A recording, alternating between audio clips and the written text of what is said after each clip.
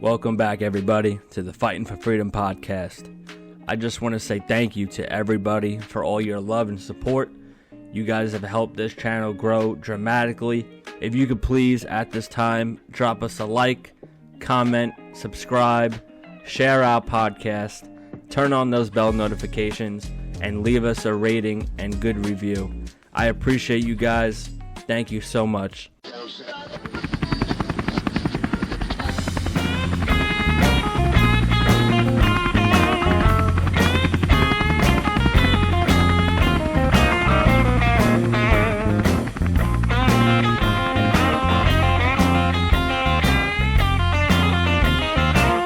Fighting for freedom, one podcast at a time. What up? Good morning, good evening, and good afternoon, and welcome to another episode of the pod. Triano, Mila, how you guys doing today? Good. Want to say hi?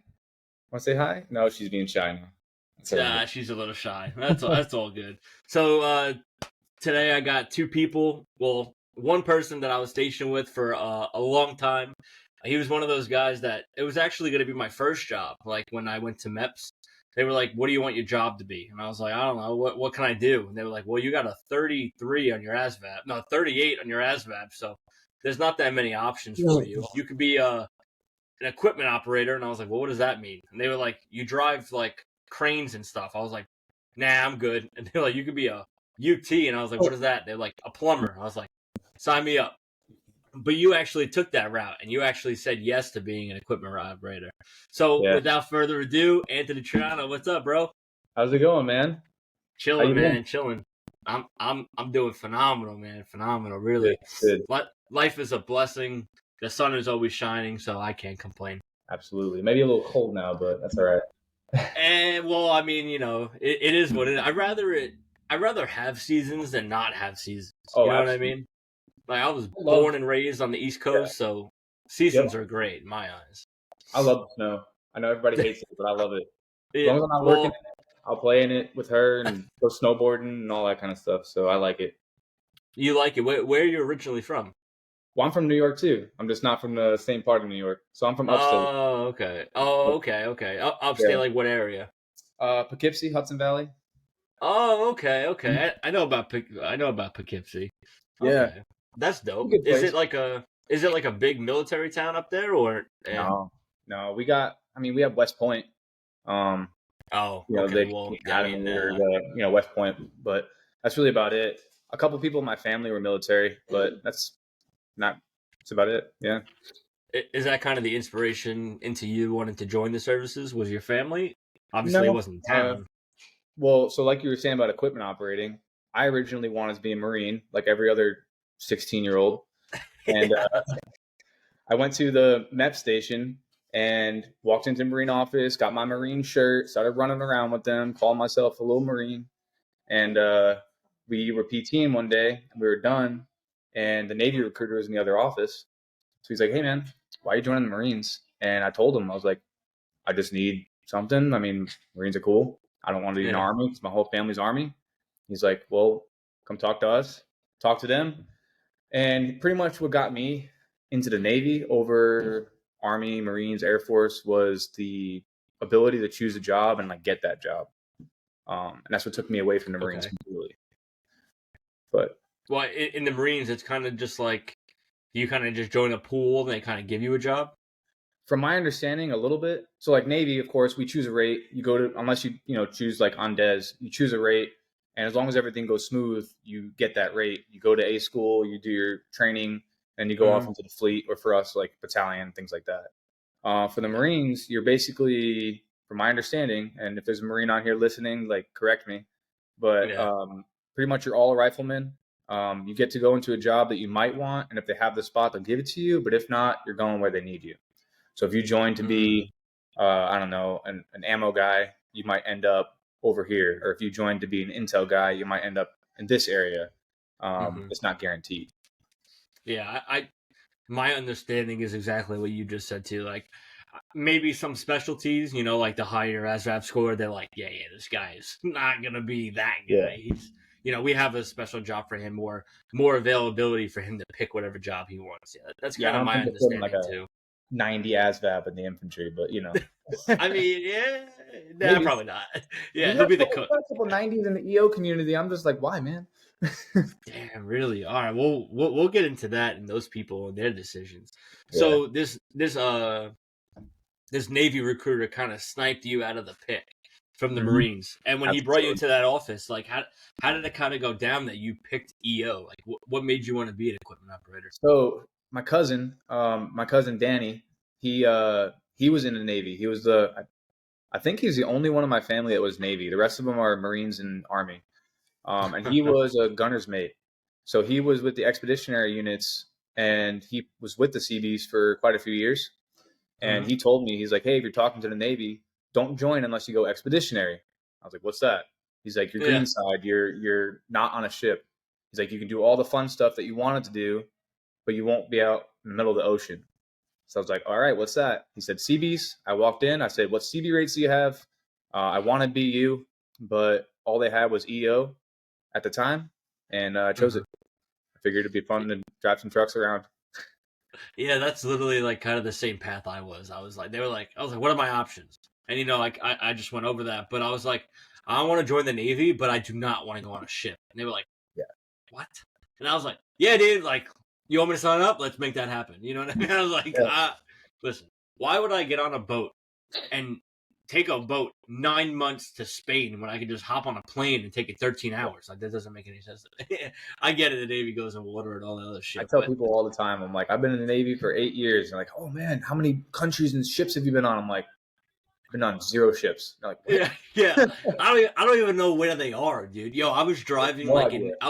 I was driving in Norfolk like a while ago, right? And I was like, oh, I can go on the base, right? So like I went on the base and I drove like by the port and I was like, holy I was like, these fucking things are huge. And my wife is like, aren't you in the Navy? And I was like, yeah, but I've never seen this one. I've never seen these before. Like, I have Yeah. no idea how big like an aircraft carrier was.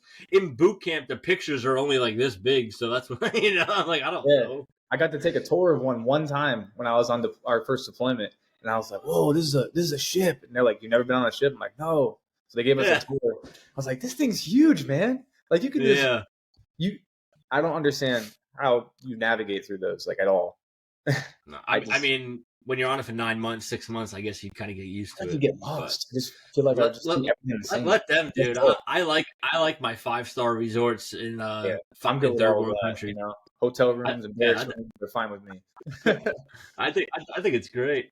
But you definitely had a difference between what you would have went into for Marine boot camp and for Navy boot camp. How was your Navy boot camp experience for you?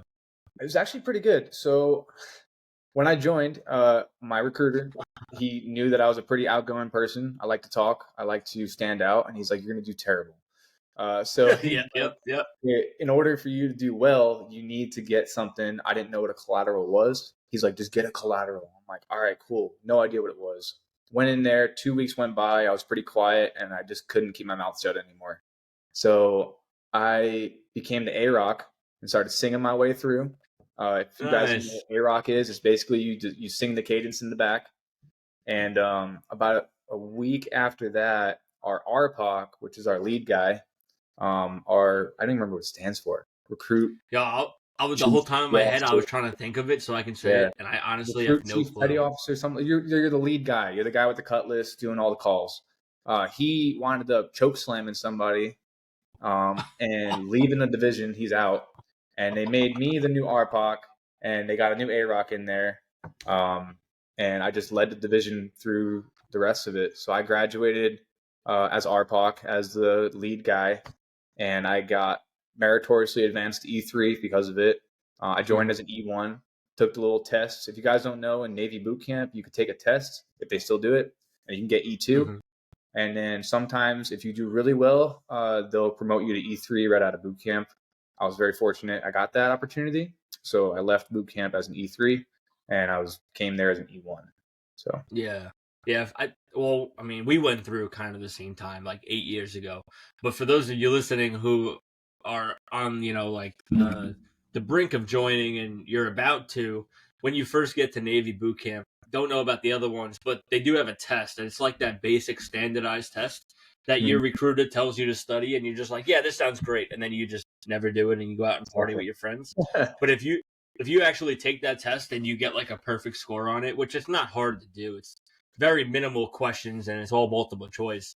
They give you automatic E2, and then depending on your PT scores, which is your physical fitness scores, you can get promoted to E3 without having to do any of those crazy hard jobs. So if you just read that little pamphlet your recruiter gives you and you know how to do push-ups and run really fast, you'll come out of there E3 no problem. And now the advancement. I didn't know that.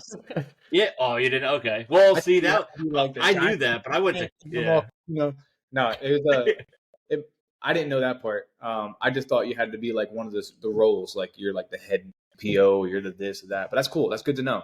That's good to know because I have people around here in this area that ask me to join all the time, and that's the story I tell them. But that's a good add-on. I'll tell them like, hey, just do well and perform well, and you'll probably do well. Yep. Yeah. That's literally what the military looks for: is people who can do what they're told.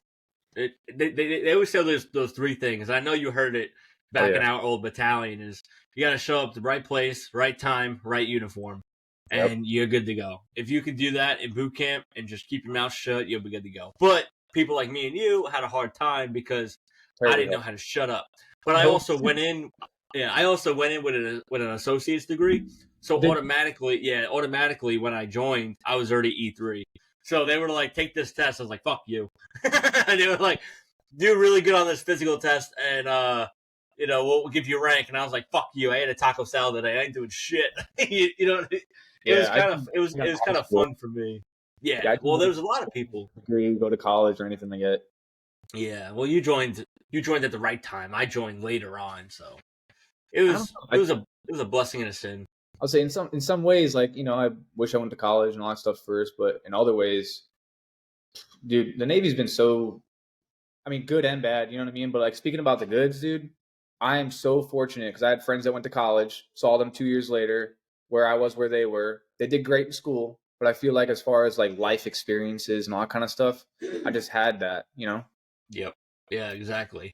And you kind of get into boot camp at an early age and like you don't know nothing. So everything they teach you is like, mint. And you're like, oh, okay, so this is what the military is. Meanwhile, when you're older and you join and you're like, bro, why is this 18-year-old telling me how to fold my clothes? You know what I mean? Like, this is some bullshit. Dude, actually, so in boot camp, we had this one dude, he was 40 or like 39 or whatever he was. And I'm 18 leading the whatever. And I had to tell him what to do, and I'm like, I don't know how to do this. Like, I feel disrespectful for telling you to go sweep. You know what I mean? Yeah. So like, like, hey man, do you mind? He's like, just tell me, man. You got to get used to it. I'm like, I can't. Like, I don't know how to do that. I can't just tell you what to do. You're like twice my age. Yeah, like you have a beard. Yeah. You have kids. I am a kid. Your kid is my age. That's weird. He's older than me. Oh shit, that's funny. Yeah, definitely an adjustment, but everybody has to go through it. It's just one of those norms, you know what I mean? So yeah, it is what it is. All right, so you get out of boot camp, and when did you graduate boot camp? Was it hot? Was it cold? It was starting to get cold. So I joined in July 2015, and I left in like September. Okay. 5th. I don't know why I remember that, but I do. I think I remember mine too. Yeah, I think. Nope, I don't remember mine. I had to think real quick. I don't know why, but I was just thinking of the Navy's birthday, and I was like, yeah, I definitely didn't graduate on the Navy's birthday. I think it was like the week before or some bullshit like that. But anywho, all right, so you go to your tech school, and you're like, oh, I'm going to be an equipment operator. I'm going to drive tanks and bulldozers and all this other stuff. And what do you end up actually doing? So I thought, like I said, I was a little ignorant in my choice. I thought it was going to be like Humvee. Well, what it is, but like in A school, this is what it is. So I thought it was going to be like Humvees, MRAPs. You're on top shooting 50 cals. So I'm like, that sounds cool. And I got there, and the first thing we did was like survey, which is basically for non-construction people. It's where you take like elevations of land and types of land and soil samples and things like that. So just kind of for construction, getting like an area. And I was like, what is this, man? Like, when do we get to drive these tanks? Like, what are you talking about? We don't drive tanks. And like, I think the next thing that we did was like, man, I don't even remember anymore. It was like forklift operator. And I was like, forklift operator? Like, what is this, man? Yeah. I They mean, we got went your through ass. all of our construction equipment, and it was about a couple weeks after that I figured out what we really did. I was like, oh, construction. That makes a lot of sense now. Yeah. So then we did, backhoes, bulldozers, graders, you name it, excavators, all sorts of stuff. hmm Now, is the opportunity for a crane operator is that available for you? Now, yes, or in battalion, yes, but in A school, we didn't have that. Yeah, that's like a specialty, right? You have to like kind of like go to like a class, go to a program, and get certified for that.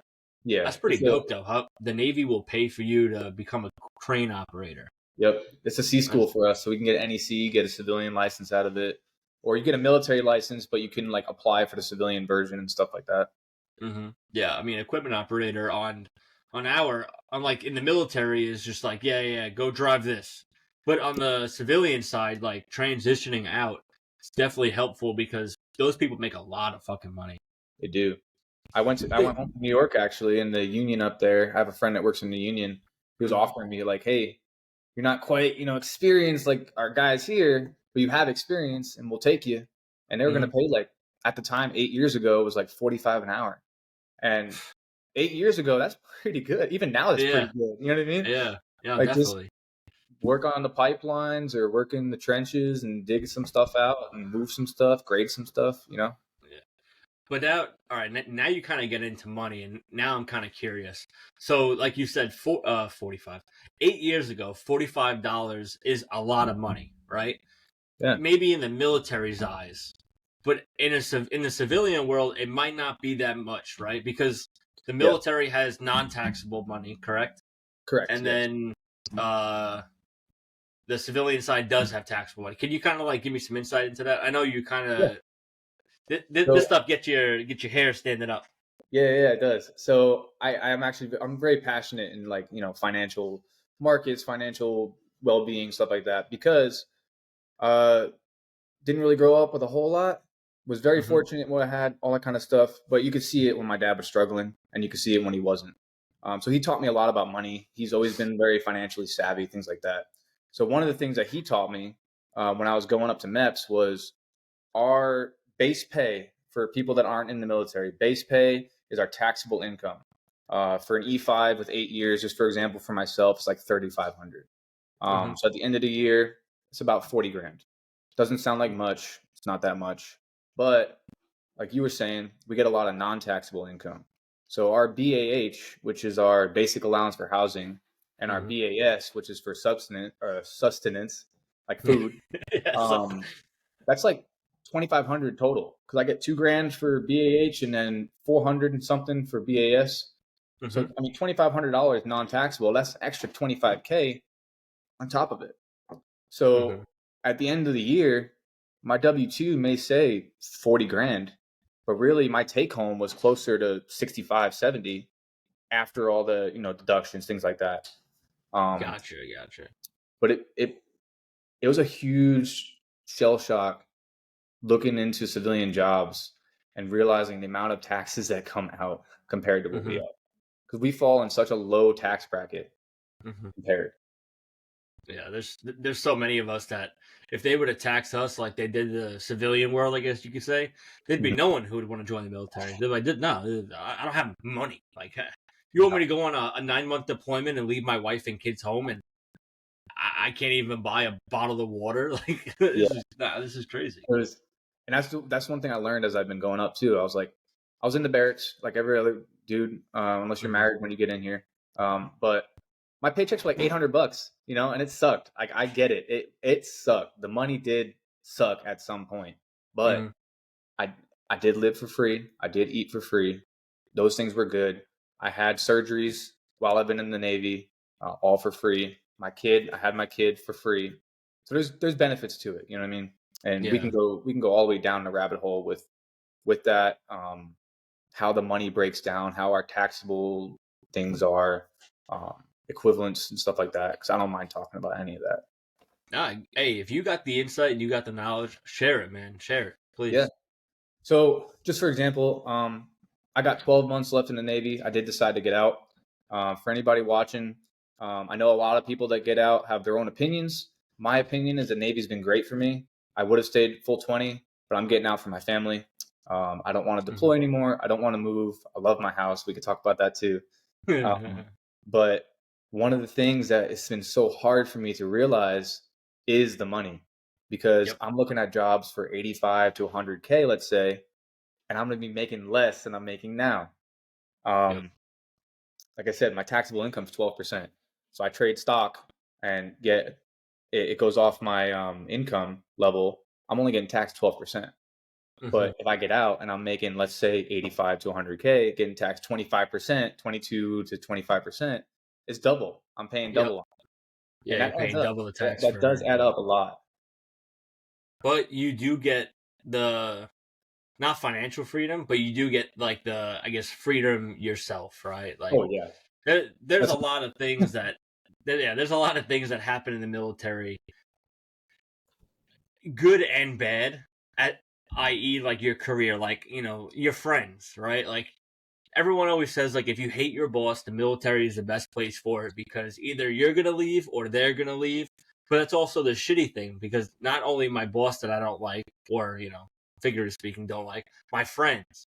You meet these people from all over the world, and they leave and you leave, and it's just like it gets to a point where you're just like, all right, I'm over this. Like I'm tired of starting new. And then you just kind of just want to settle down. You just want to, just you bought your house, so you just want to be like, yo, this is my house. I'm not leaving. You know what I mean? the amount of money I put into this house, too. I can't leave. Yeah, It's expensive, yeah. man. I mean, it's great. VA home loan, all of that. I cannot be more thankful for this house. But man, it adds up. How were you with your VA home loan? Were you knowledgeable on it, or did Oh, you walk in? You walked in clueless. so can we say names? You said you can't say names, right? You can Like, do whatever you want, man. I mean, you can keep them out. If okay. if it's helpful, then Yeah, why yeah. not? I mean, I'm sure people won't be It's able all to. good. Like, it's all good. So, I don't know if you remember Henry Files Harrison. Yeah, yeah, yeah, yeah, yeah, yeah. That's the homie, man.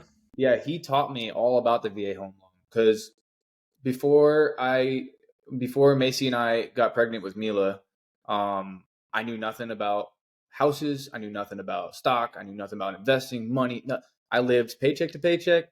I just wanted to have fun. I drank with the boys, all that kind of Yep, stuff. yep. But I really, really realized once she became pregnant how important it is. So I went to Henry's house at the time, and he talked to me all about it, how the VA home loan works, how it's 0% down, all the benefits of it, and then also the downfalls of it, because there are a few downfalls to it too. What are the downfalls of it? Well, just for simple term, right? 0% down is great. You get right into the house, you pay a little bit of closing costs here and there, or get them waived. But then again, if you think about it like a monthly type of payment, if you have Okay, a, gotcha. Yeah, you know what I mean, like a $300,000 house, you drop 20% on, you're only paying on 20% less than that. So your monthly correct. could be Yeah, lower. yeah. Or you could pay down the interest rates, things like that. Hmm. Um, which you can do with the VA home loan also. But most of the time with the VA home loan, I wasn't thinking about saving up for a house before we used it. So we used it when I had very little money, which has been fantastic for that reason because I didn't have to have a lot. Hmm. Um, but it kind of does make your monthly go up compared to like a conventional loan where you could drop a lot of money on it. Exactly. Yeah. I mean, it sounds good. It sounds too good to be true that someone could say, "Hey, give me no money, and I'll let you have this $500,000 house." And you're like, Yeah. something's up here. I'm sure there's a lot of like deeper reasons and stuff why they do it. It's probably Hmm. guaranteed this or whatever, but it's also great. I mean, when I was in California looking, I can't afford a house out there. So getting a house out in California for $0 down, it's pretty good. I'm in Man, Maryland now. That's where I paid for my house, but even then, 0% down has been a blessing to have that money still on the side now. that's kind of where I guess it helps out, right? Like when you buy a house in a more rural area or rural state, it's like the house isn't that much money, so it's like, yeah, zero down, but you're probably gonna throw some money down.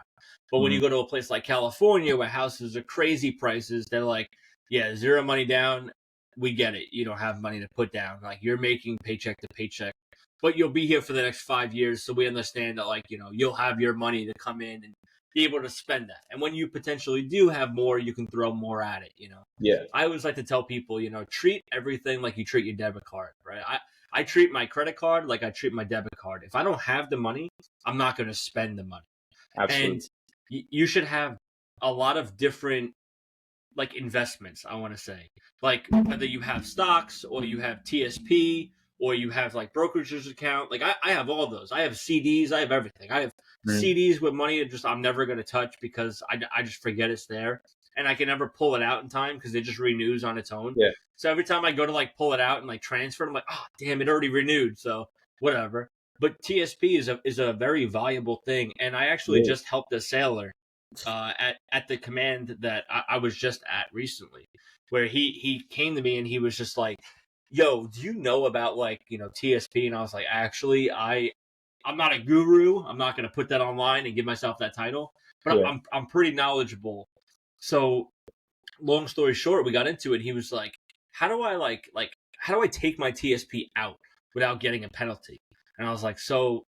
There's different ways to take your money out of TSP, right? You can either take it out and take that penalty because you needed to buy a house or you needed because you just have a kid or you had a death in the family, knock on wood, God forbid, or you can actually take a loan out on your TSP. So what I'm going to do when I buy my house, zero money down, but I'm going to take out, let's just say 20 grand out of my TSP. I'd take a $20,000 loan. And now I'm taking a $20,000 loan out of my own pocket. So when I pay that interest, who is that interest going to? Back to yourself. Me, back to myself. And then that 20 grand goes to my house. My interest, my monthly payments come down lower. And then I just pay myself and gain back interest. So there's a lot of things that you can do to save your money and use your money wisely. So I actually, I did a little analysis on the whole TSP loan, just like you were saying. I took out a TSP loan also.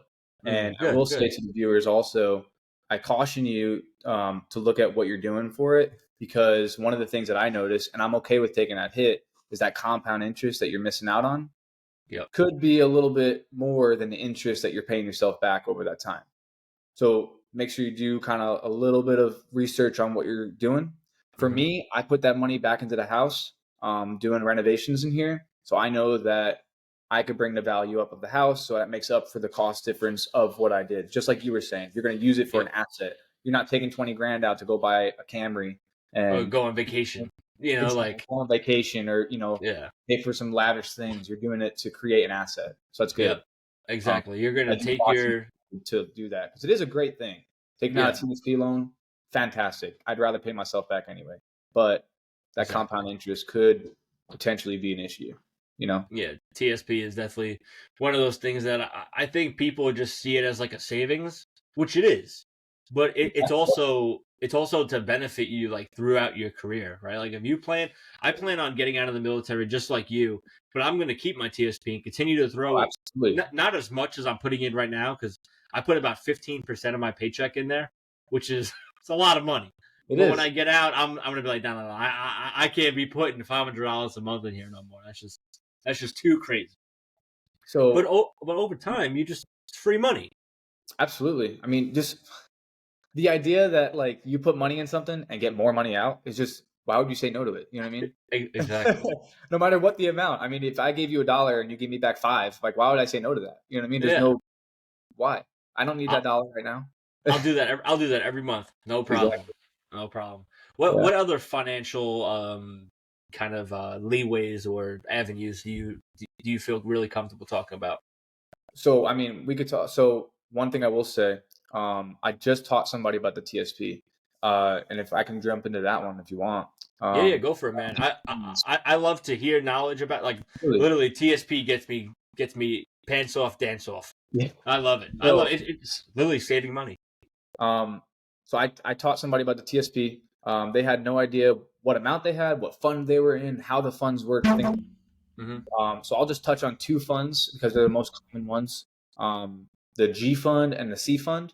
So for those that are not in TSP is kind of like a 401k for the civilian side. It's basically a retirement plan for you. Now they're implementing a matching. So if you put in a certain amount, they'll match up to a certain amount and things like that. But there's different funds within that. And for civilian side, they're called like index funds or mutual funds. Just for example, an index fund is a whole group of companies that makes up this one fund. Like SPY is an ETF. I know I just use an acronym. You guys can look it up. But SPY is an ETF that tracks the S&P 500. So the S&P 500 is 500 of the biggest companies that are on the stock market, and whatever they do, the fund does, essentially. What an index fund is exactly that, just with a little more expense ratio. And that it's so minimal, it doesn't really matter. I wouldn't even worry about touching expense ratios. It's a couple pennies on the dollar. They make their money because there's millions of dollars going into it. But anyway, the C fund and the G fund are the most common ones for us because of what they are. The G fund is your automatic. You're put into the G fund right when off the get-go. If you don't know what you're doing, you put it in the G fund because it's safe. It's basically government-backed bonds, so they can't go down, quote unquote. I use quotes because anything can happen, but 99.99% of the time, it's going to go up, just very, very, very slow. While the C fund is your common stock fund or your common stock index fund. So the C fund tracks that S&P 500. So as the S&P 500 goes up or down, the C fund will also.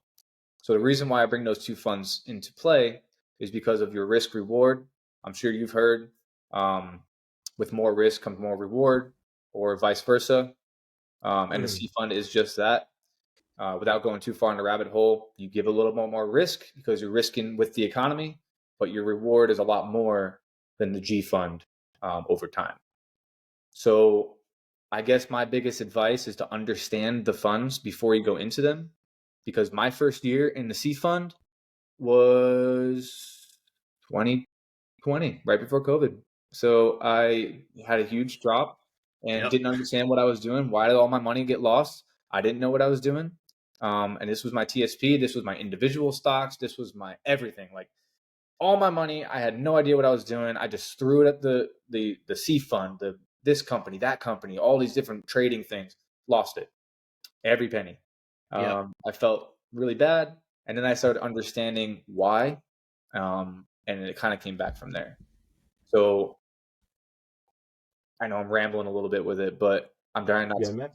I'm trying not to go too deep into like what they are. Just brushing the surface on understanding why there's different funds and what they could do for you over the long term. Even for somebody listening who knows of TSP and has their money in the G fund, but still doesn't understand the concepts of the C, the S, the I, the F, the G, and all those funds, they can still go into what we have are the L funds, which is basically just a combination of all these funds, and it'll be, for example, L 2025, meaning 2025 is when you are eligible to pull your money out. So not us right now, right? So whenever we're 59 and a half, whatever year that may be, for example, I'll be 59 and a half in 2050, right? So I would most likely put my money into the L 2050 fund so that when it hits the year 2050, my money will be at its peak and I will have gained as much as I possibly could without having to go every month like me and you do and change our money from the C to the S to the I to the F funds. The L funds are made for people who just want to get their money out, know they're going to do 20 years and invest their money and keep dropping money every month into TSP and not have to worry a day about it. And you can actually see the L fund and how it's going to not perform. What it's going to do. So basically, like you said, the L 2050, you could see in the beginning how it starts in the more aggressive funds and how over time it kind of goes into those less aggressive funds. Exactly. It's the L fund is probably one of the best things TSP could have done. I personally don't use it. I just use my one fund that I have. But that's because I'm comfortable with that risk and I'm comfortable knowing what it is. But the L fund it's so good. When I was teaching somebody about the TSP, I was gearing them more toward that route because I was like, look, man, if you don't want to dig into it, you don't want to understand it, and you don't care, you just want something that's going to be relatively good, just pick an L fund. It'll do it all for you. It's good. Exactly. It's like the closer you pick to taking your money out, the more aggressive it's going to be. So you have a chance of also losing money as well. The further you pick the year, the slower return you're going to have, but within that 30 years or 40 or 50 years, whatever you pick, your money is going to like steps, right? Mhm. Like it'll gradually grow. But I appreciate you admitting that you lost money because It I was bad. myself lost money. It Yeah. was bad.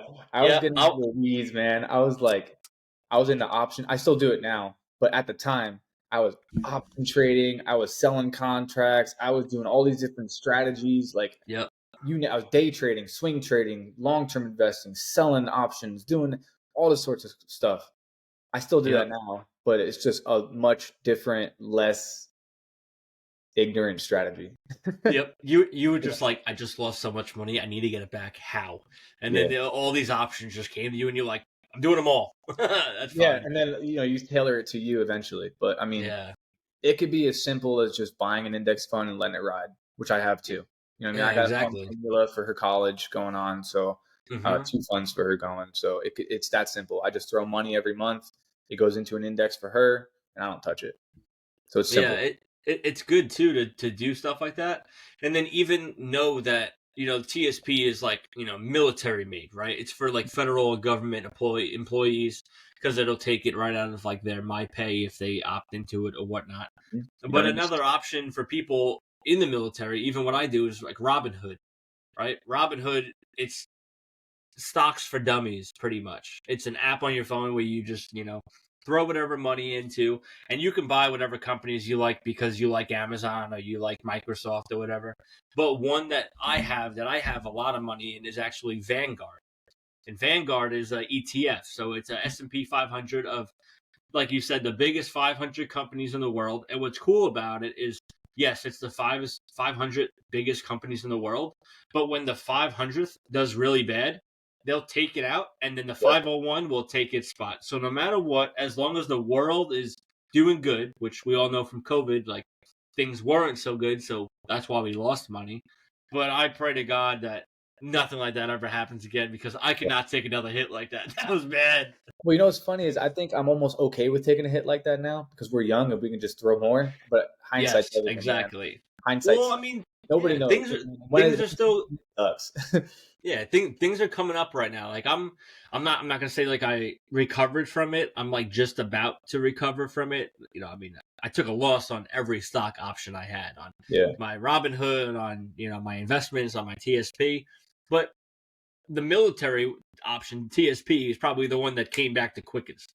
So Mhm. I can't be mad at them. They kind of helped me out. Yeah.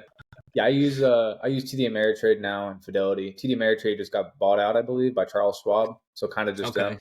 But Okay. Fidelity has great options. I mean, any platform's great. Robinhood is the one I used when I first started too. I think everybody Hmm. does because it's just Yep. so user friendly. Yep. It's It's very literally made for Apple users. Like yeah. everyone gets Big an iPhone just big because, like, green yeah, button here.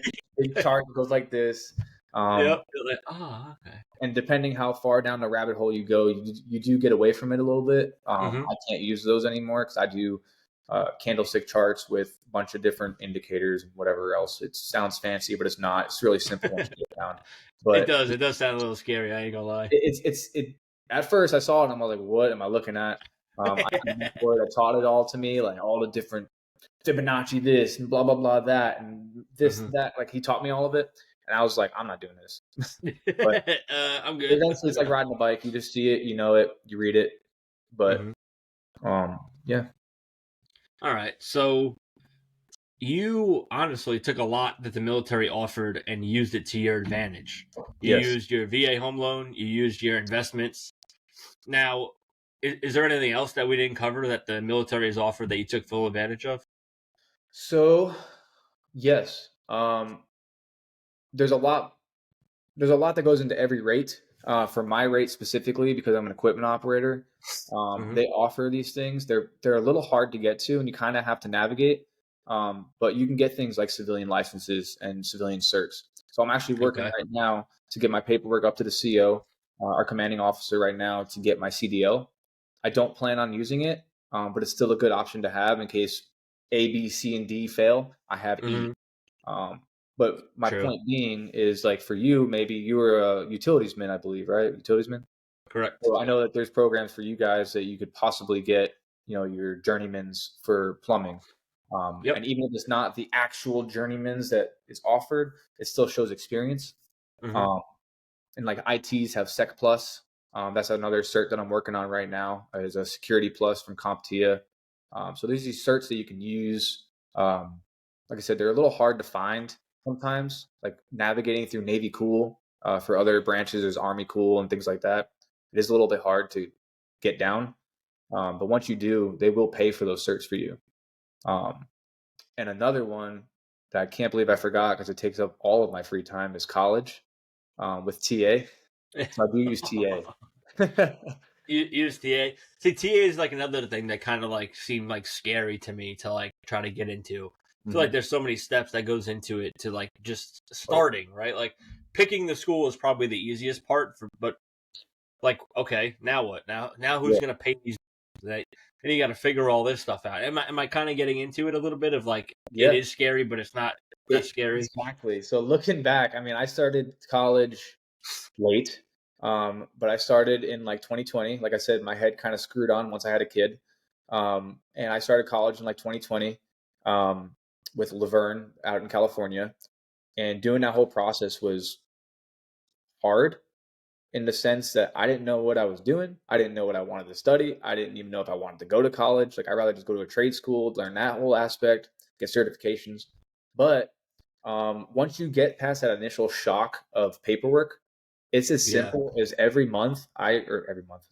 semester I go in there, I submit for a class, I click it, and that's it. Super easy. It takes me less than 5 minutes. Um, Okay. so really the hardest part is just getting it started. Once you get it started, it's as simple as click. And I like that's it. I So just submitted what's like another step one? class. Hmm? What's like step one for someone who's in the military? Like is like, yeah, you know what? I'll go to college. So, and it's going to sound a little cliche to say, but talking to your education, like your naval career counselor, is a huge thing because they specialize in that. A lot of them are very good. Of course, like everything, there are a few that aren't, but for the most part, they all know what they're doing. And if you talk to your career counselor, they should and will help you with those steps.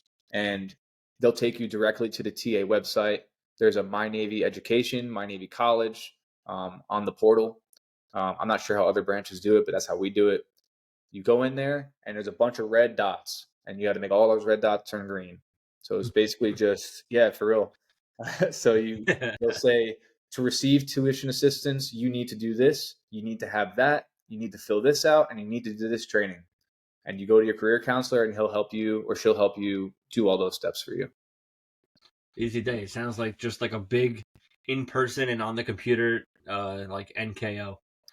Yeah, actually, yeah, that's a much simpler way of breaking it down.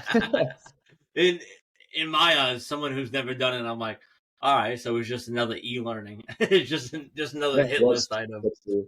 Um, unless you're going to like a prestigious college that requires all this stuff, for the most part, like Yeah. most community colleges and military affiliated colleges is that simple. Um, Yeah. I'm not yeah, going to tell anybody to go to a college just because I no, say so, but I think from my experiences, I've never even used TA, but to maybe be less scared of using it, start off with a smaller school so that you kind of get the idea of it. And then when you finally get your associates and you want to go for your bachelor's, then you can bump it up to a bigger school and make sure you're on shore duty because everyone knows how hard it is to do stuff like that on sea duty.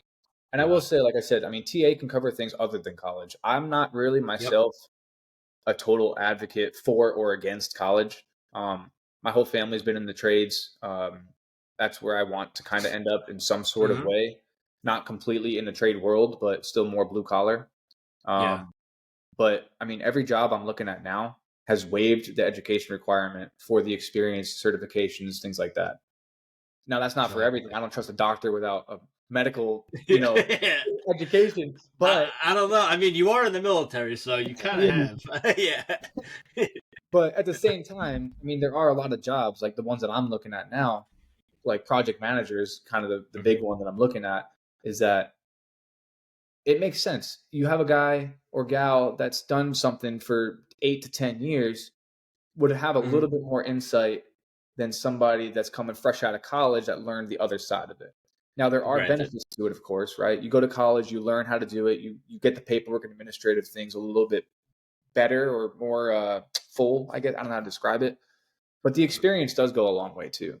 So, I mean, Hmm. college is not the only way to success. I'm using it Yeah. because it's free, and because why not? And I do believe in it in some sort of way, but I'm not one of those people that thinks like you have to have it. You know what I mean? 'Cause Yeah. No, I I know mean, plenty of people like that. I'm the same way. I did college before I joined the Navy, and ah, God. But I will say, for people like me who just kind of don't really have college like in their eyes and like in their future, Navy cool, or the equivalent, like you said, Army cool, or whatever the equivalent is for the other branches of service, is the way to get like certificates and like credits towards something without having to go to college. Like, Hmm. you can literally go to Navy Cool and it'll be like, hey, you want to be this? Okay, well, these are the requirements. Make all these green and you're good to go without having to step foot in a classroom or on a virtual class. That was one of the things. I think they're, Certifications have been great. Like I got, yeah. I'm not gonna say I got offered a job, but I got offered an opportunity if one popped up type deal. You know what I mean? But I'm gonna say you did get offered a job, and I'm happy for you. thanks, man. I'm kind of stressed about it to be honest, but Okay. I'm looking everywhere. I got plan A through G. You know what I mean? Yep. But one of those plans was completely based off of certification. So where I'm at now, Mhm. stationed now, we do a lot of transportation stuff, and I got a federal fleet manager certification. All it was can I do I know what I'm doing, and can I do it on a bigger scale? I got that, and then they offered me a job. Like Yeah. there was no other education requirements. There's no other anything else, and that's a GS-12. So Mhm. it's pretty good. You went from driving a short school bus to a big school bus. Yeah. I got to dumb it down for people listening. They're like, Okay. "That's great. What does that mean?" No, I'm joking. Well, honestly, man, I'm really glad that you're taking full advantage of not only like what they tell you to do, but also the ins and outs of what you're eligible and able to do while you're in the military. Man, I can't harp on enough like TA, how it's offered to you, and not a lot of people use it. So, I mean, most people do use it when they get out of the military, but even while you're in, man, take full advantage so that when you get out, you actually have something set for you. You know what I'm saying? Like, you have a degree, so now, yeah, you have the best past background in America, being a military veteran. People hear that, they're like, boom. If you come out being a military veteran with a bachelor's degree, they're like, this is like, okay, like cream of the crop. So Yeah. I highly recommend everybody to get on that TSP, get on that TA, and just serve honorably, man. It's probably the best. It's the best, worst time you never want to have ever again. Yeah. I have the best, absolute best memories from deployments, home ports, trainings, all that kind of stuff. Where I'm at now, it's been amazing. But I've also had some of the toughest. So it's like Yeah, yeah, but it builds you up. It builds you absolutely. up like mentally, and I know mental health is a big part of the military. I Mhm. myself, I'm not ashamed to admit it. I have definitely battled my mental health in the military. But you know what? Like everybody else, you always bounce back, and you always find like your coping mechanism and what works for you and what doesn't work for you, and that just helps you grow, one, as a person, and two, to be like, you know what, life ain't that bad. Like it could be worse. It honestly could be worse. And I'm actually so I'm extremely transparent with everything. If somebody on here wants to talk about money, I'm willing to give figures and numbers and all sorts of stuff. Same with mental health. I'm 100% transparent because I believe in it. I've had my own issues too, and that's Mm-hmm. actually what led me to be a part of the suicide prevention team because that Mm-hmm. it's hard, and to put it bluntly, it's a rough, hard thing to talk about, and it's so important. You and I both know the 22 figure is true. I know that me and you have both lost people ourselves, and it's hard. Mm-hmm. You know what I mean? But Yeah, man, it's it's crazy. Like you work with it's somebody. We work with somebody for so long, and then we go away on deployment, and then it's like, Mhm. damn, Yeah, shitty. I mean, you've had your stuff, I've had my stuff. It's I just encourage any listener out there. it's if I had to say anything without going too far into it, it's not something to be shameful for. It is Nope. like the whole sign of strength thing. It sounds corny, but really break it down. It is so hard to seek that help that you need that it is a sign of strength. It's hard. Yeah, And 100%. And you come out feeling so much better about it. you One, because you just like let loose, man. It's like I like to compare it as one of the best feelings in the military. The best feelings. If you've been in the military and you came home after a long day, the best feeling in the world is taking off your boots. And absolutely. that's exactly what it felt like for me to like seek help and be like, yo, I'm having a good time right now. What you know what I mean? Like Oh, yeah. that's literally how it felt. And I always say, like, if you take a bottle of soda and shake it up, that's what men like to like. That's what people, service members will. I'll compare them to. Like, everyone is like a bottle of soda. You can Mhm. shake it as much as you want. Eventually, that bottle of soda is gonna break, and Yeah.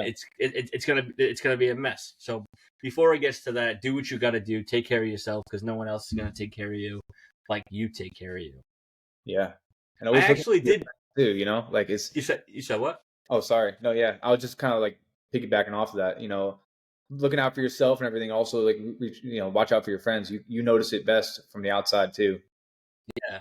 What I did notice, because this piece everyone that is seeing right now hanging up on my wall was actually made by Triano. So Yeah. just want to say thank you, like not in person, but face to face. Thank you, bro. I got that hanging Yeah, up, absolutely. and this will never be behind me, man. This thing is honestly awesome. But I was reading into like your page and your bio on your Dream Crafters LLC was that you have this page for your mental health and Yep. it helps you. So seeing this hanging up in my home gives you like that little bit of satisfaction, huh? It does. So, yeah, I got my clock back here I made too. Um, Oh, nice. but yeah, so I mean, so I was going to therapy for a while, right? I had my own issues that I was going through, and one of the things he recommended was to start something, a hobby, something that I could be a little bit more crafty with because I'm such a outgoing person, I guess. I'm not Yeah. to myself in any way, shape, or form. So I just decided woodworking because every other military member does it too. Hmm. But it does help. So, just for example, I have a friend that I made something for, and they featured it in their family photo. Like they took a family photo and were on the thing that I made for them. So forever, for the next 40, 50 years that they have that photo, I'm a part of it. And I Yeah. know, like it's just a photo, it's just a thing I made, whatever, but it means a lot to me when somebody Hmm. truly appreciates what I've made for them. And it does go a long way. So like seeing that you have it on your wall, I've been looking at it all episode. Yeah, Um, man, the thing is dope. you know what I That mean? thing To a is lot of dope. people, it might just be a flag on the wall that somebody made. But for me, every single step of the way that I made that, I thought I would want this hanging on my wall. I want this to look good. I want it to be quality, not just because it's a product being sold, but because I want it to represent me. You know? Yeah. Wow, well said, man. And the best part about this, the best part is that your daughter helped make this too. Yes, she did. Mila is involved in every one of your products. And I even did like, that little video as like a collab for like me and you as like Mhm. being like officially like one of my first ever sponsors. You're actually it I got was your amazing. here. There you go. There Fighting for you I go. love that. I love that. I love that. But yeah, just the fact that it's, small business, mom and pop shop, family oriented I was like 100%. One, this guy is like a really good guy. He's a really good friend. So I have to buy something. I have to support Mila's college fund. And two, that thing's just dope. I just wanted something like that. Like every guy sees something like that and they're like, damn, I want one. You know? Yeah. That is true, actually. Yeah, about the whole college fund. So, I mean, just briefing it real quick. I mean, profit goes back toward my shop and all that kind of stuff, whatever, because I have to. But I do put a percentage of every single project into her college fund. So every month I have a stipend that goes directly from my account to hers. So even though you're supporting my business, you're also supporting the future of our country, of our world. Like she could be whatever she wants to be because she'll have an education in something from you guys. Nice. Give us a little background, your company, why you started it, all that good stuff. Give yourself So some free advertisement right now. okay, why not? So Dream Crafters LLC is my company. I do woodworking mainly, so mainly just woodworking. I do engraving services, things like that. The name actually came from my mom because I was like, originally it was AT Woodwork. It was kind of lame. And my Yeah. mom was like, well, you used to like Dream Catchers. I was like, Dream Crafters. Bam. So that's where that came from. But um, I do pretty much anything custom. I do like to tailor to more shippable items like the one you see. So I could do tables, I could do furniture, but I can't really ship a dresser across the country. You know what I mean? Yeah, it's kind of hard. Yeah. So I do tailor it to more smaller items such as flags, cutting boards, decor, cups, things like that. Um, I started it for my mental health, and now it's just a part of my life. I actually just bought a shed that's in my backyard that I'm hoping to turn into a full-time shop in the next couple of years, so I can continue this. Nice. But my whole reason for this, like I said, is it gives me a sense of purpose. Seeing that something that I made with my hands that my daughter was able to help with. She does the epoxy pours and she helps with what she can, of course. It just is a bonding thing for me and her. It gives us something to do, and it just means a lot seeing like somebody appreciate what I've made. That's amazing, man. That's amazing. If someone wanted to purchase something like this or look to see what products you do have, how would they be able to see all that? I'm most active on my Instagram. I did have a website for a bit, but I kind of got away from it. It was taking up a little too much time. So I do everything via Instagram. I do have a QuickBooks to send invoices so you guys can feel very comfortable with payment because I could take card, cash, check, everything like that. My Instagram is dreamcrafters_LLC. So that is where you can see all the products that I've created. If you want to see something specific, I'm always on Instagram. You guys can just send me a message. I'll respond as soon as possible. But I do most of my stuff through that, and then all of my financial stuff through QuickBooks.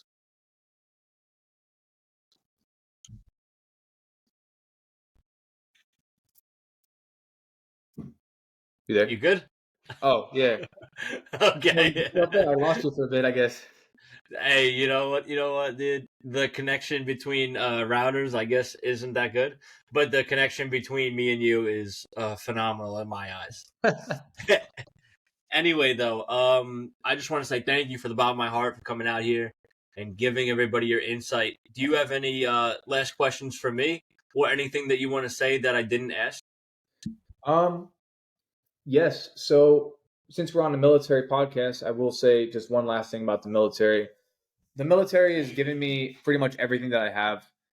It's given me the ups and the downs. If you have any doubts in your mind about serving, about your own service, if you feel any sort of worthlessness, if you feel like you just want a purpose, you don't know where you're going with your life, I do recommend talking to a recruiter. Don't let them feed you into what you want to hear.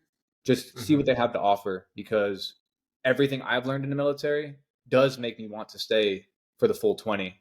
It's just my family, my own personal goals. I'm getting out for that. So I guess just to bring it all together, if you have any doubts about the military, it's not all just killing. It's not all just bad. It's a lot of humanitarian missions. It's a lot of growth in your professional career, and you do get a lot of skills out of it too. Yeah. No, well said, man. Thank you so much, man. Yeah. Hey, thank you. Triano, it's been real. Thank you so much, brother, man. We'll catch you guys next time on the pod. Hey, thank you. Views presented are those of the speaker, and the guest do not necessarily represent the views of the Department of Defense or its components.